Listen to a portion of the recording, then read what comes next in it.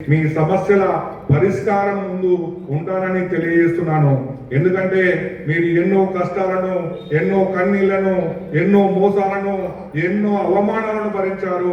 నా కొడుకు బాగుండాలి, నా బిడ్డ బాగుండాలి, నా మనవడు బాగుండాలి, నా మనవరాలు బాగుండాలని పనిచేసి నిన్నటి వరకు మీరు మీ కుటుంబం కోసం పనిచేశారు.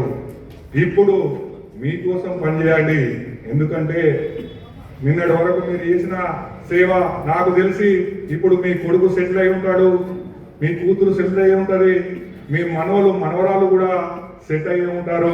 ఎందుకంటే మీ మనవలు మనవరాలను చూసుకోవడానికి వాళ్ళ తల్లిదండ్రులు ఉన్నారు.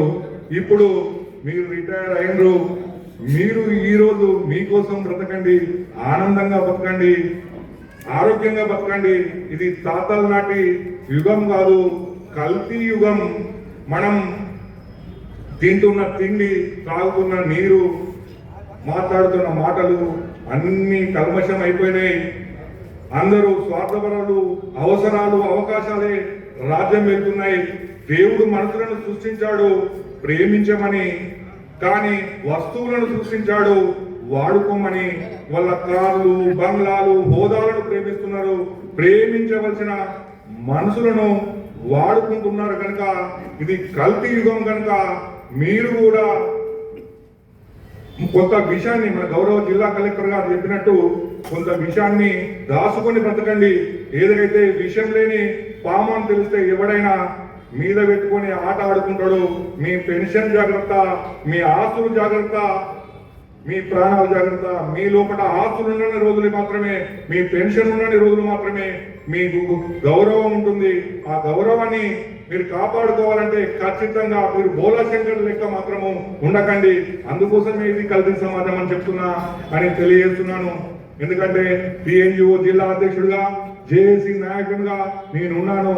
ఇవాళ ఈరోజు మీ కుటుంబానికే కాదు, మాకు కూడా మార్గదర్శకులు. ఈ రోజు ఇక్కడ ఈ భవనము సంపాదించి పెట్టింది మీరే.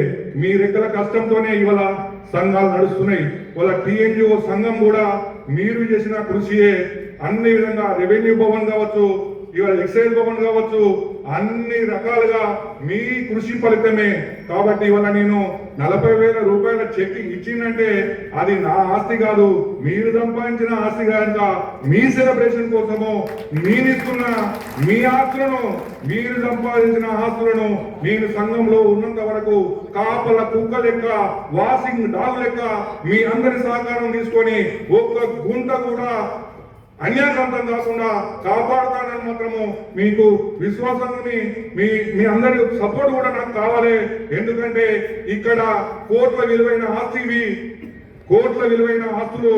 ఒక గుంట ₹1,00,00,000 ఉంటుంది అంటే దీని విలువ ఈ కొంతమంది ఏదైతే నాయకత్వ లోపము, నాయకత్వ లక్షణాలు లేని వాళ్ళకి ఇస్తే వీరి పరాధీనమై అమ్ముకొని చేసుకునే ప్రమాదాలు ఉన్నాయి. కనుక కొన్ని జరుగుతున్నాయని నా నోటీసు కూడా వచ్చింది.